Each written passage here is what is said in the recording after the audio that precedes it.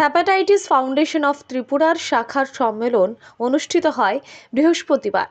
এক আনন্দঘন অনুষ্ঠানের মধ্য দিয়ে বৃহস্পতিবার সাব্রমের কমলাস্থিত চন্দন রায় চৌধুরীর বাড়িতে অনুষ্ঠিত হয় হ্যাপাটাইটিস ফাউন্ডেশন অফ ত্রিপুরার শাখা সম্মেলন। উক্ত সম্মেলনে সভাপতিত্ব করেন সাব্রম মহকুমা হাসপাতালের এসডিএম ও নৃপেন্দ্র নৃয়াং এবং অনুষ্ঠানের শুভ উদ্বোধন করেন সাব্রম নগর পঞ্চায়েতের চেয়ারপারসন রমা পোদ্দার দে। উপস্থিত ছিলেন প্রাক্তন দক্ষিণ জেলার চিফ মেডিকেল অফিসার জগদীশ নম, নগর পঞ্চায়েতের ভাইস চেয়ারপারসন দীপক দাস, বিশিষ্ট সমাজসেবী তাপস লোধ সহ ফাউন্ডেশনের অন্যান্য কর্মকর্তাবৃন্দ। উক্ত সম্মেলনে গত বছরের কর্মসূচির ফিরিস্তি সর্বসমক্ষে তুলে ধরা হয় এবং আগামী দিনের কর্মসূচির রূপরেখা তৈরি করা হয়। হ্যাপাটাইটিস কিভাবে জনজীবনকে নষ্ট করে দেয় সে বিষয়ে বিশদে আলোচনা হয় এই দিন। হ্যাপাটাইটিসের কুপ্রভাব থেকে মানব সমাজকে রক্ষা করার লক্ষ্যে মাদক গ্রহণ, বাল্যবিবাহ সহ নানাবিধ কর্মকাণ্ডের বিপক্ষে জেহাদ ঘোষণা করা হয় এদিনের এই সভায়। সম্মেলনে তৈরি করা হয় নতুন কমিটি। পদাধিকার বলে নতুন কমিটির চেয়ারম্যান হিসেবে নির্বাচিত হন এসডিএম ও ডক্টর নৃপেন্দ্র রিয়াং। সম্পাদক হিসেবে নির্বাচিত হন সুকান্ত দত্ত। সব মিলিয়ে মোট 11 জনের কমিটি তৈরি করা হয় এদিনের সম্মেলনে।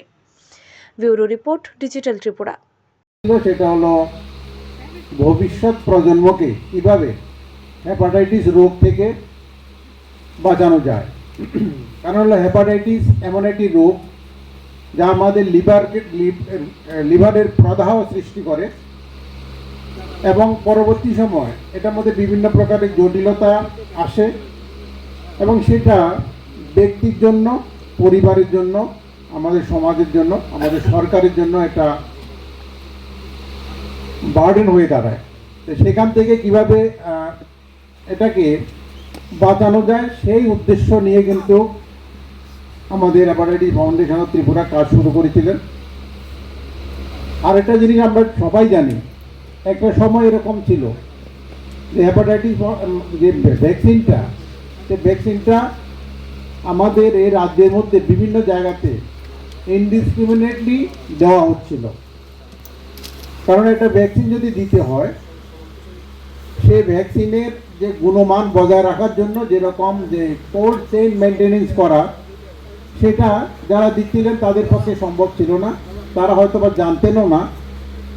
ফলে যে সকল ভ্যাকসিনগুলো তো সেই সময় দেওয়া হয়েছিল কোনো প্রকারের বৈজ্ঞানিক নিয়মকানুন না মেনে, সেটা আসলে শরীরের মধ্যে আমাদের কতটুকু অ্যাকশন করেছে সেটা একটা প্রশ্নবোধক।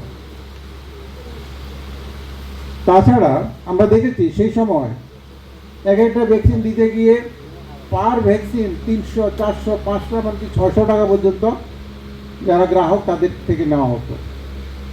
তা এইভাবে যে জনসাধারণকে যে এক্সপ্লয়েট করছিল, তাদেরকে যে বিভিন্নভাবে শোষণ করছিল, তার থেকে উদ্ধার করাও ছিল কিন্তু আমাদের হ্যাপাটাইটিস ফাউন্ডেশন অফ ত্রিপুরার একটা উদ্দেশ্য।